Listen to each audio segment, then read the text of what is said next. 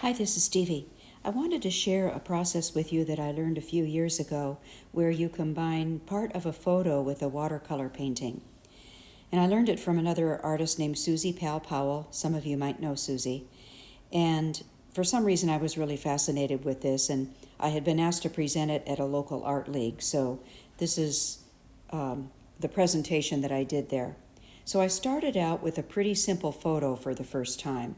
I just took this wall that was part of a California mission, and that's my finished piece there, where I've actually cut out part of the photo and pasted it on and then painted around it. So here I'm just cutting around the areas that I want, the areas of the photo that I want to keep.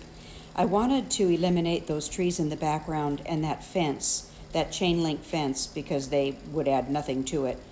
So, but I did want to keep that cactus in the front, so I had to carefully cut around those cactus leaves.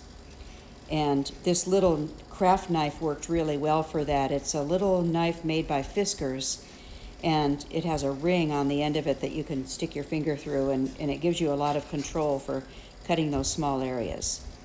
So I just continue to cut everything out that way, all of the parts that I want to keep. And by the way, when I printed this photo on paper, I did not use glossy photo paper because I thought it would really stand out too much from the watercolor painting.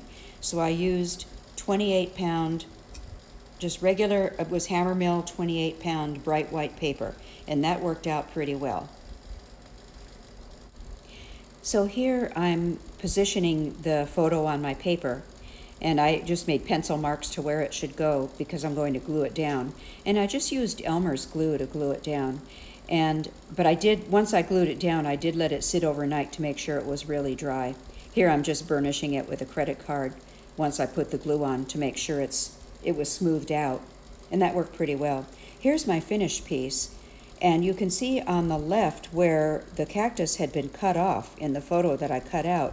I went back in with watercolor and a little gouache to fix that so that it looks like it's all just part of the painting.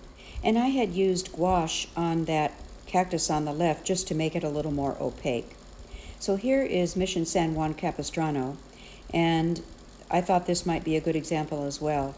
So I wanted to keep the building but paint all of the other elements. So here you can see where I've cut out the building, and I'll remove everything else and paste it to the paper. And then here's where it's pasted down, and then I've sketched around the elements that I want to add back in as watercolor. And this, of course, is line and wash. And here is the finished piece where I've added in trees and flowers. And it just gives it a little more color to the piece than it had before. Here's another example of a restaurant here in Mesa, Arizona, Tia Rosa. And the one challenge I had here was the floor, or the ground there. The tile, I couldn't get that color to match, so those are just some challenges in doing this kind of process. I did the best I could, but the rest of it I'm happy with. This is a photo I had taken in Sonoyta, Arizona many years ago, and it's a big wine-producing part of the state now. And I liked the old car, and I also had a nice photo of grapes that I wanted to use. So I decided to combine those things together in my sketch. So I cut out the building and the car and kept that, and then I painted all of the other elements around it, and I added the grapes in the front, just for some interest. Next is I'm combining a couple of photos from a friend of mine who has since passed away.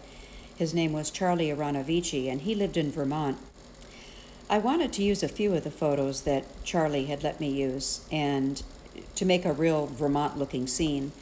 And so I cut out that sign and kept the sign, but I wanted to add the fall leaves, and he also had some nice photos of Vermont farms.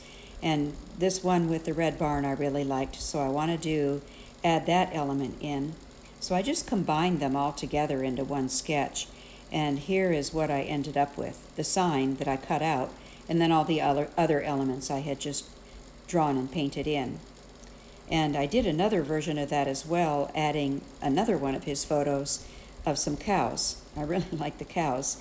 So I actually redid that same painting, but I made it a little bit different. I have the barn on the hill and the cows down in the front, and I added some sunflowers in the front too. But again, I kept that sign. I had cut that part of the photo out and used it. This is a barn in Indiana. My husband had taken this photo when he was on a business trip, and you can see it's a cornfield. But I wanted to change that to make it a little more colorful, so I cut out the barn and part of the cornfield, but I drew in or painted in the sunflowers in the front just to give it more color.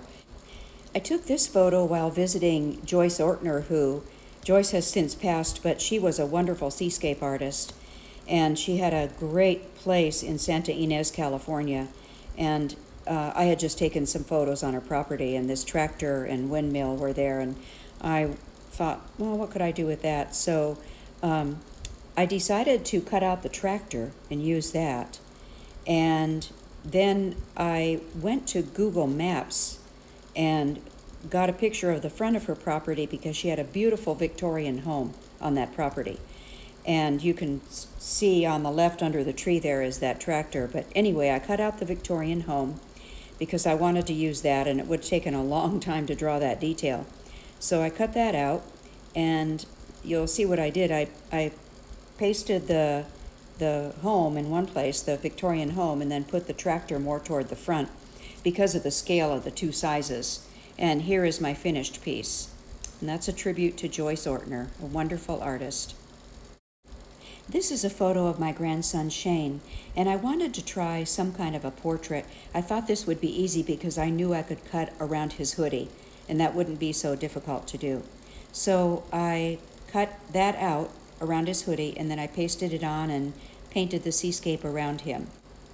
And that worked pretty well, so then I decided I wanted to try another type of portrait painting, and this is more figurative, but this is a photo of my son and his two boys, and so I carefully cut around their images and then placed it on the paper. But actually I painted the background first before I glued it down.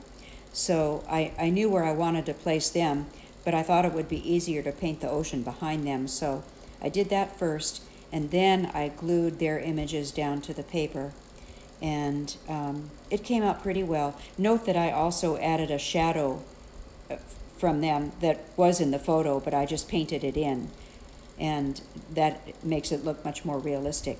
Here's a list of the materials I used to do this project. You can do a screenshot or slow this down or stop this to have a look at it, and also some information on how you might want to use this process or why you would want to use it.